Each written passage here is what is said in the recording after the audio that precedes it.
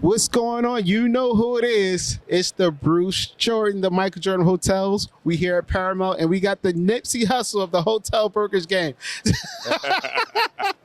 I love it. I'll take it. I'll take it. So what's been changing that you've seen in 2024 in this market when it comes to closing deals? Yeah, the biggest change that I've seen in 2024 is you're seeing a lot more optimism. Number one. Number two, you're seeing a new class of buyers come in. Mm-hmm. We're seeing a lot more buyers from an equity and inclusion standpoint, buyers that folks normally hadn't been paying attention to, but you're stepping forward, not just writing offers, but also being awarded deals and performing. So it's going to be a really good year moving forward as we see how we're following the trends with, RevPAR continuing to grow slightly. But still the fundamentals are there. But overall deal sentiment, yes, is in a pretty good place. Nice. Now, there's a lot of crazy stuff going on in those small little towns. Like everybody's like moving out of California. They're moving out of the big markets. You don't say. And they're trying to get into these small little towns that has a population of 15,000. Yeah. What are some of the advantages and disadvantages of acquiring one of those hotels? Yeah, I'll start off with the disadvantages. So disadvantages is that sometimes it could be a single demand generator market. So sometimes that demand generator could fold up, it could shrink, it could, become something else.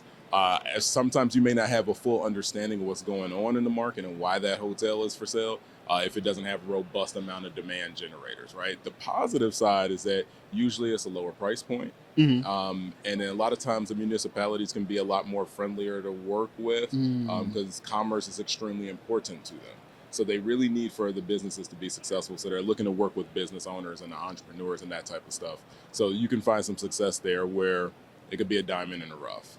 I heard of this disaster happening to a couple of hotel owners, so I just want you to elaborate how they can possibly avoid this happening to them. Yeah. They buy a hotel and the budget, and they didn't use me. That was the number one problem. That's the biggest disaster. You bought a hotel without me. But proceed. That's one of many disasters. And they assume that the taxes is going to stay the same. Mm-hmm. They get the hotel, and next thing you know, they get a tax bill that went up by 50% or even doubled. Yeah. So what are some of the things you could do to either prepare or just avoid that entirely? Great question. Yeah, so a big piece of that is getting the feel for the municipality and kind of what some of the shortcomings were and what they're doing. So for instance, I was selling a hotel and the municipality decided to bring on additional police, right? So I'll also look at I kind of projected this, that we're going to start to see a lot more legalizing of vices to try to replace tax revenue. COVID was detrimental because it hurt a lot of municipalities. Just because there wasn't a lot of revenue, which means that there wasn't a lot of sales tax that was created. So moving forward, there's still deficits in a lot of these places. So what are they going to look to tax? Things that you really can't shift. That's real right. estate. That's right. You can't really move your building and be like, I'm out of here. And then also rolling out the vices, right? So whether that be, drugs, whether that be gaming. Those are some of the things we're looking at. So having an understanding of the political landscape is going to be incredibly helpful. Now, the other piece of that is going to be talking with tax advisors, people to do tax appraisals, all of those type of things. Those can help a little bit. But sometimes, a lot of times, between that and insurance, you're seeing a lot of people acquiring assets and they're seeing some significant expansion on those pieces. So even if they do a 1031 exchange, it won't help with the tax part of it.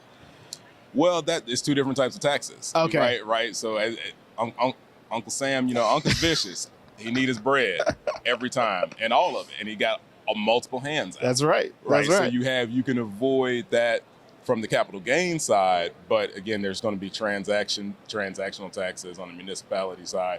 And then, but if you're talking about just property tax, that's a whole nother category. The insurance piece, whole nother category.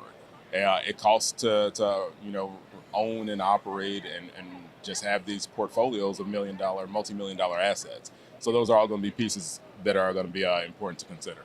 Are you seeing a lot of new development, or is it just cheaper to just do the PIP and just get it out of the way because the interest rates are just crazy? Yeah, the answer is more so nobody really wants to do the PIP, but people are finding themselves having to do the PIP. Okay. Because they ended up getting stuck with a property a lot longer than what they wanted. The other piece of that is development sounds good. It's great, but just the cost of development has gone up. So all of these pipelines are tremendously disrupted.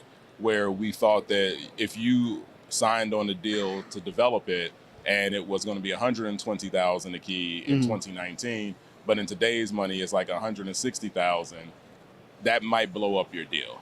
Even though we've had average daily rate growth, that still may blow up your deal. Just like, okay, just the cost per square foot construction, the cost for financing, and then the cost for insurance, all of these things have increased. And insurance had to go up because now it costs more to replace an asset. That's right. Right? So, a lot of people they forget to just think about that. So all of these things, while inflation is great, we've been able to get higher average daily rate, but it's hitting some other pieces too.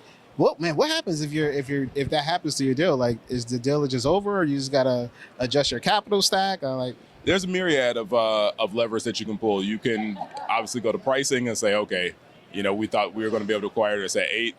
The math ain't mathing at 8 anymore. Yeah. We got to come back. Let's have a conversation about 7.7. Now, again, the seller doesn't want to hear that. Nobody in the transaction wants to hear that, but sometimes it's going to be the only thing to salvage it. There's going to be other pieces and levers that you can pull. Maybe you look at the PIP. Maybe you look at converting the brand and say, well, I can't afford to do this PIP. Maybe I go this route, and it's a less expensive PIP. And even with if it's a loss of revenue, it makes sense. Or maybe I do something to brand it up, and I get more revenue, and it all makes sense. As far as dealing with the franchises, are you still starting to see them like issue out more key money just to keep, to keep their brand name versus, saying, we're just going to lose that flag to somebody else and just let them have it? On the retention side, it's been less about key money.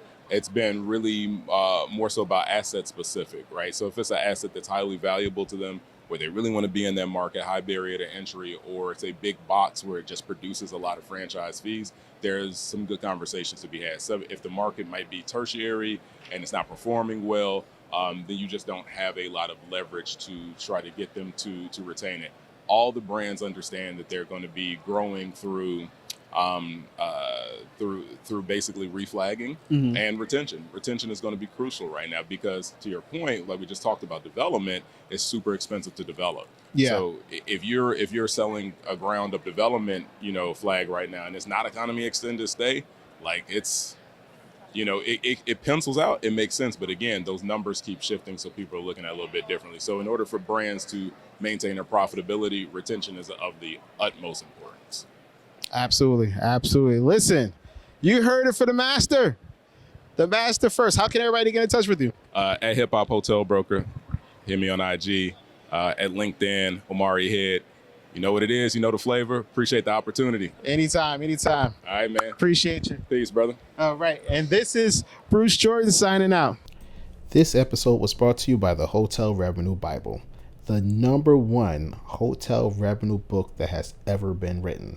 It includes revenue management, digital ads, social media marketing, sales, catering, F&B, and more. Grab your copy today at hotelrevenuebible.com.